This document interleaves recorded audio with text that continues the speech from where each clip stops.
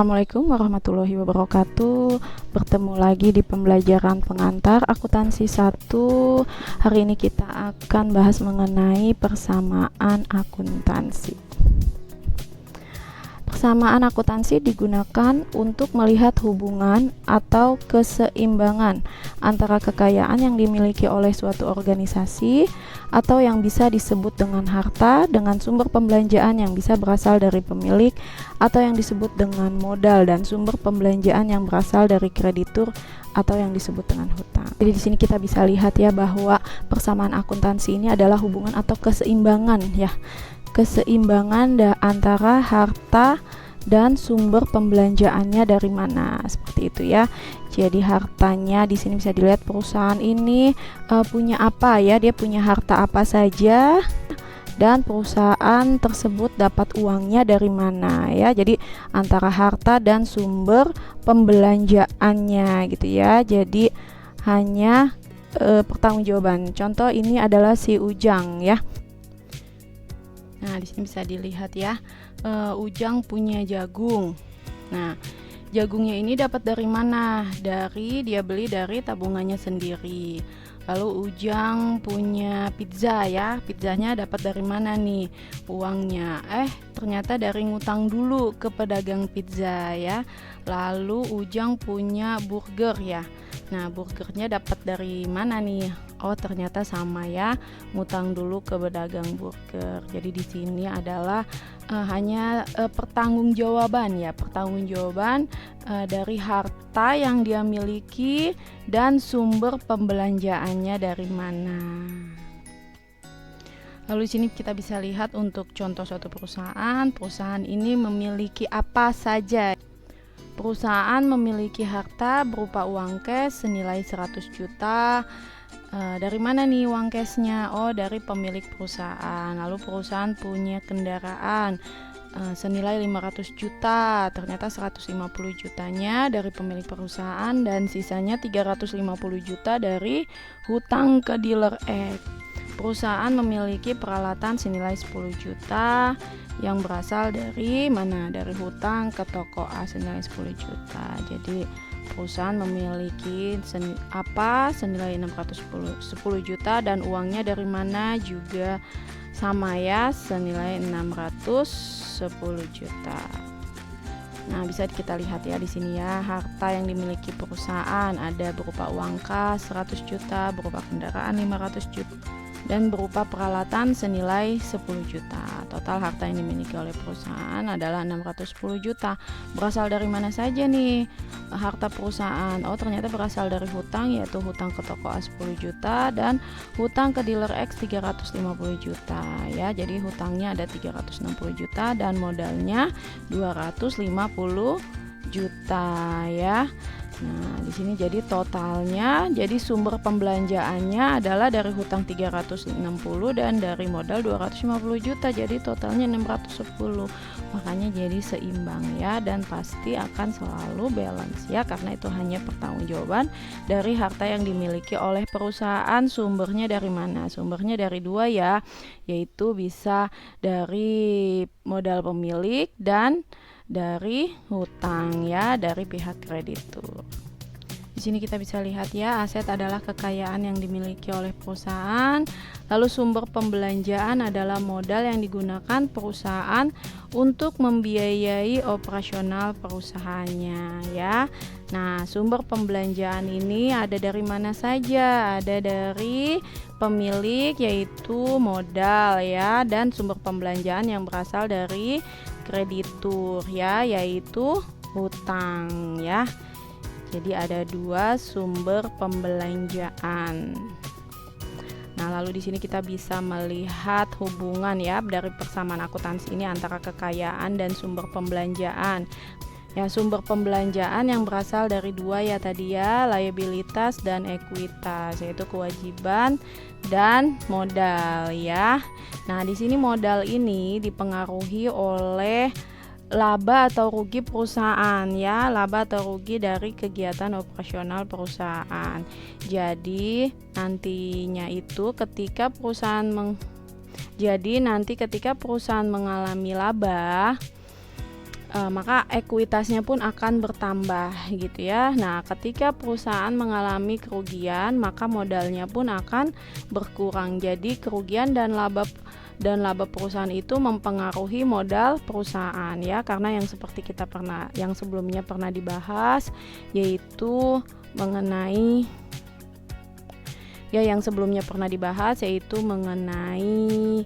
jurnal penutup ya, sehingga ada akun-akun yang disebut akun nominal yang perlu ditutup ya. Akun-akun nominal yang perlu ditutup adalah akun-akun yang bukan akun real ya, dia dianggap bukan akun real atau akun yang ada di laporan laba rugi. Karena apa? Karena di sini nantinya untuk menambah ekuitas ya, karena nanti dia tuh ditutup dan dipindahkan ke modal gitu ya. Jadi nanti tuh pendapatan dikurang biaya gitu ya. Jadi angka-angka pendapatan biaya itu ditutup gitu ya setiap satu periode. Nanti selanjutnya di periode berikutnya mulai dengan angka yang awal lagi gitu ya, dari nol lagi gitu, mulai dari yang awal gitu ya. Karena apa? Karena tadi ya, jadi laba atau rugi perusahaan itu akan dipindahkan ke modal ya, jadi akan menambah modal, jadi ditutup pindah ke modal angkanya ya. Jadi kalau laba ya menambah modal, kalau rugi ya mengurangi modal gitu ya. Jadi pendapatan dan biaya mempengaruhi modal ya.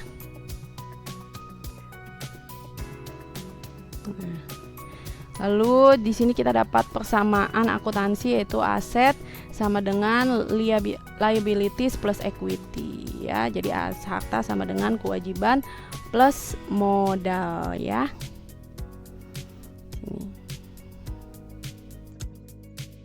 Oke, pencatatan transaksi dalam persamaan akuntansi. Kita masuk ke contoh soal ya, ke pencatatannya seperti apa ya.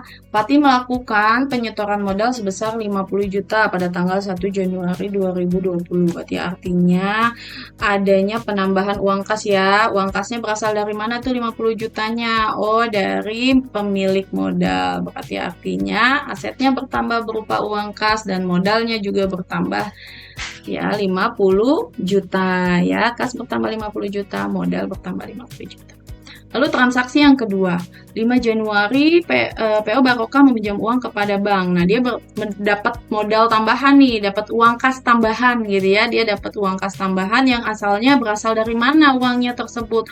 Oh, berasal dari hutang kepada bank ya. Berarti artinya kas bertambah 30 juta dan hutang kepada banknya pun bertambah 30 juta ya. Seimbang ya, asetnya 80 itu berasal dari mana? Berasal dari modal pemilik 50 juta dan berasal dari pihak kreditur atau dari bank sebesar 30 juta ya. Nah, lalu transaksi yang ketiga, di sini 7 Januari PO Barokah membeli sebuah mobil seharga 60 juta. Nah, di sini penjelasannya adalah dari modal yang dimiliki, kemudian perusahaan menggunakannya untuk membeli kendaraan secara tunai. Nah, artinya di sini kalau dia nggak bilang kredit, berarti artinya dia beli mobilnya secara tunai ya. Nah, kalau beli mobil secara tunai, belinya pakai apa nih? Pakai uang kas ya. Berarti artinya kasnya berkurang nih 60 juta ya untuk beli mobil. Jadi dia tidak ada penambahan harta ya, hanya ada pemindahan harta aja. Tadinya hartanya berupa kas 60 juta, berubah nih menjadi kendaraan senilai 60 juta ya. Jadi cuma pindah aja ya. Jadi asetnya, hartanya tetap sama 80 juta. Yang tadinya uang kas berubah nih jadi kendaraan ya. Lalu transaksi keempat, PO Barokah membeli perlengkapan seperti oli, minyak rem, dan sebagainya sebesar 500.000 secara kredit. Nah, di sini penjelasannya adalah pembelian peralatan secara kredit menyebabkan perusahaan memiliki utang ya. Pembelian peralatan ini menyebabkan, nah di sini dia ada penambahan perlengkapan ya. Dia beli perlengkapan, berarti perlengkapannya bertambah dong. Dia jadi punya oli, punya minyak rem senilai 500.000. Nah, sumbernya dari mana nih? Dia beli perlengkapan tersebut. Oh, sumbernya secara kredit ternyata. Berarti artinya perlengkapan bertambah 500.000 dan utangnya juga bertambah 500.000 ya. Kalau sumbernya dari kas, berarti kasnya yang berkurang ya. Nah, lalu pencatatan transaksi dalam persamaan akuntansi yang diperluas. Tadi kan kita hanya pencatatan dalam modal-modal awal ya, awal dibentuk perusahaan ya. Nah, ini mulai diperluas dengan adanya kegiatan operasional. Nah, contohnya transaksi kelima. Selama bulan pertama, kegiatannya PO Barokah memperoleh pendapatan sebesar 6 juta. Berarti artinya selama 1 bulan ini udah dapat uang nih, dia dapat pendapatan ya. Berarti uang kasnya bertambah tuh 6 juta. Nah, pendapatan ini mempengaruhi apa nantinya? Yang Ibu bilang ya, akun-akun di laba rugi itu akan ditutup dan akan dipindahkan ke saldo modal ya. Jadi sehingga ketika dia mendapatkan pendapatan, modalnya jadi bertambah ya. Jadi kas bertambah 6 juta, modalnya bertambah 6 juta ya. Lalu transaksi yang keenam. Di sini selama sebulan dilakukan pembayaran sebagai berikut. Nah, di sini beban-beban yang harus dibayarkan selama sebulan ada gaji supir dan lain-lainnya. Nilai total bebannya adalah 2 juta ya. Jadi dia harus ngeluarin uang kas nih, PO Barokah nih, karena harus bayar beban. Berarti kasnya berkurang dong 2 juta dan beban mempengaruhi apa tadi? Modal ya, pendapatan dan beban mempengaruhi modal. Mengurangi modal ya, beban ya, karena harus bayar. Jadi di sini kas berkurang 2 juta dan modalnya pun berkurang 2 juta ya. Lalu transaksi yang ketujuh. Membayar utang atas pembelian perlengkapan sebesar 200.000. Nah, di sini PO Barokah harus dia membayar hutangnya nih. Berarti dia mengeluarkan uang kas ya. Kan dia harus karena dia bayar utang, dia mengeluarkan uang kasnya atas pembelian perlengkapan yang sebelumnya secara kredit 500.000 itu. Berarti artinya utangnya juga berkurang ya. Tadinya utangnya 500 udah dibayarin 200. Jadi tinggal 300.000 hutangnya ya. Di sini bisa kita lihat kasnya berkurang 200.000 untuk bayar utang, utangnya juga berkurang 200.000 ya. Lalu transaksi ke-8. Fatih membayar cicilan kepada bank sebesar 1 juta. Nah, ya di sini bayar lagi mirip kayak tadi ya, sama dia bayar untuk bayar utang. Jadi dia ngeluarin uang kas untuk bayar hutang, jadi kasnya berkurang 1 juta dan hutang banknya nih beda ya, tadi mah utang dagang, sekarang utang banknya yang berkurang 1 juta karena dia bayarkan ya. Jadi utang banknya tinggal 29 juta.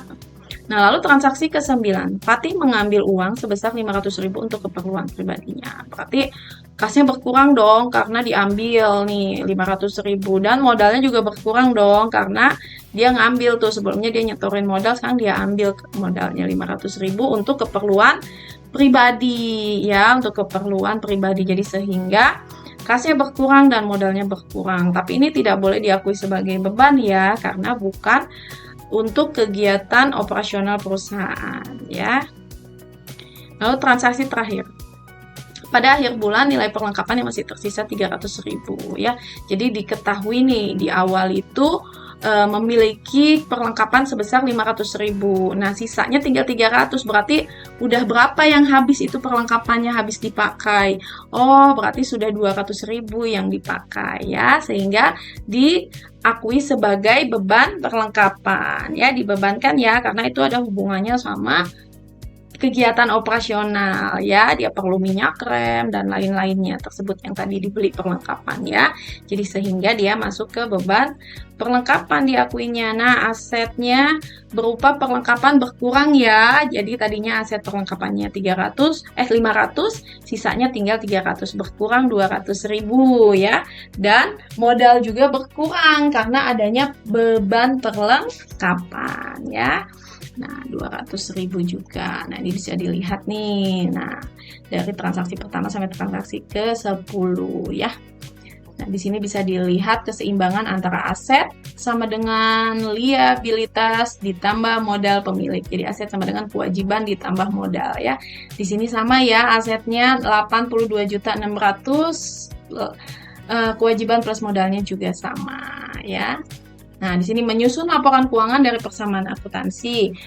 Nah, di sini kita bisa menyusun laporan keuangan dari persamaan akuntansi yang sudah kita buat ya. Laporan keuangannya ada neraca, yaitu daftar aktiva, kewajiban, dan modal perusahaan. Tadi ya, daftar aset, kewajiban, dan modal ya. Nah, pada suatu saat tertentu, misalnya pada akhir bulan, Terus laporan laba rugi, yaitu adalah ikhtisar pendapatan dan beban untuk jangka waktu tertentu, misalnya 1 bulan.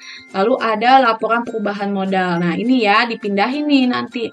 Kalau laba, dia akan merubah modalnya. Rugi juga sama akan merubah modal ya. Adalah ikhtisar tentang perubahan modal yang terjadi selama jangka waktu tertentu ya, misalnya 1 tahun. Nah, pada setiap laporan keuangan ini harus dicantumkan nama perusahaan, lalu nama laporannya apa gitu ya, tanggal jangka waktunya. Nah, di sini contohnya ya, kita bisa lihat laporan laba rugi. Tadi kan kita tahu bahwa pendapatan 1 bulannya 6 juta, lalu bebannya tadi tuh yang ada beban gaji dan lain-lain tuh 2 juta ya. Lalu terakhir tadi beban perlengkapan 200.000. Jadi bebannya 2.200.000 sehingga labanya pendapatan dikurang semua beban. Jadi pendapatan 6 juta, bebannya 2.200.000. Berarti dia memiliki laba ya, mendapatkan laba 3.800.000. Nah, ini masuk ke sini nih. Laporan perubahan modal ya. Modal Fatihnya awalnya 50 juta. Ya, di awal dia nyetor 50 juta lalu ditambah dengan laba ya, karena dia dapat laba 3.800.000 lalu dikurangi dengan prime bulan Januari, yaitu pengambilan uang tunai itu tadi. Nggak boleh diakui sebagai beban ya, nggak wajar karena dia pakai untuk keperluan pribadi, bukan untuk kegiatan perusahaan ya, tapi dia mempengaruhi modal karena diambil jadi berkurang modalnya. Sehingga ada penambahan modal senilai 3.300.000 dari 38 dikurang 500 ya. Nah, sehingga modal Fatih di akhir bulan Januari nambah nih, tadinya 50 jadi 53.300. Lalu kita buat neracanya. Di sini ada aset kas berapa? Tadi kan sudah kita hitung. Nah, saldo kasnya 22.300, aset perlengkapannya 300.000, kendaraan 60 juta. Catat ya, di sini totalnya 82.600. Lalu kewajibannya ada apa aja nih? Ada utang bank 29 juta, ada utang dagang 300.000 ya, dan ada modal pemilik senilai 53.300 ya, udah berubah tadinya 50 nih. Kita bisa ambil dari persamaan akuntansi nih. Jadi dari persamaan akuntansi itu kita sudah tahu sebetulnya posisi keuangannya. Tanpa kita membuat laporan laba rugi lagi tuh kita sudah bisa tahu posisi keuangan atau neracanya ya. Nah, ini ya. Kalau kita membuat urutannya, nah modal Fatih ini masuk nanti ke neraca ya. Seperti itu.